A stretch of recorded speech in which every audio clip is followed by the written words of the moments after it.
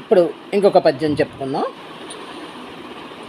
కమలాక్షునర్చించు కరములు కరములు, శ్రీనాథు వర్ణించు జిహ్వ జిహ్వ,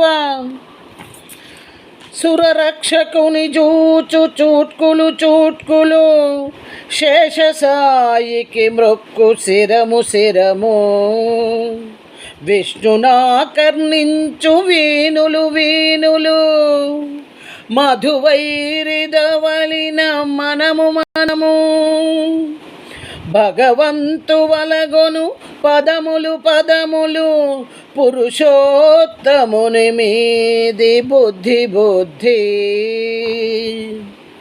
దేవదేవుని జితించు దినము దినము, చక్రహస్తుని ప్రకటించు చదువు చదువు, కుంభనీధవు జొప్పెడి గురుడు గురుడు, దండ్రి హరిజేరుమనియడి తండ్రి తండ్రి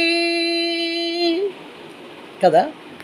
ఇంకా కన్న తండ్రితో ఏం చెప్తున్నాడంటే ప్రహ్లాదుడు, తండ్రి వికసించిన తామర పౌరేకుల వంటి కళ్ళు గల మహావిష్ణువుని పుష్పాలతో పూజించి గంధాక్షతలతో అలంకరించే చేతులే చేతులు, దేవతలను కంటికి రెప్పవలే కాపాడే శ్రీహరి స్వరూపాన్ని చూడగలిగిన కళ్ళే కళ్ళు, శేషతల్పసాయి అయిన ఆది విష్ణువునకు మ్రొక్కే శిరస్సే శిరస్సు.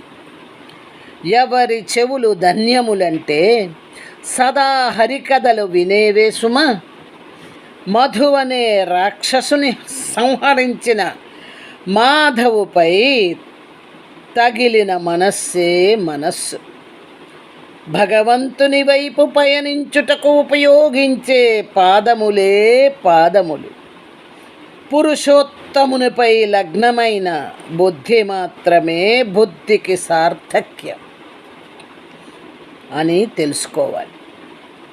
ఎన్నో రోజులు గడిచిపోతున్న ఆ పరమేశ్వరుడిని ధ్యానించే రోజు మాత్రమే ధన్యం. చక్రధారి గదాధారి అయిన ఆ మహావిష్ణువుని గురించి వివరించే ఆధ్యాత్మ విద్యయే చదువు అనిపించుకుంటుంది.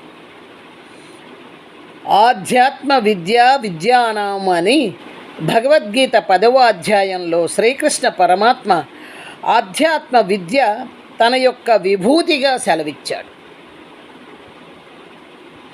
అటువంటి విద్యను విష్ణు మహిమను చెప్పే గురుడే గురుడు సుమ.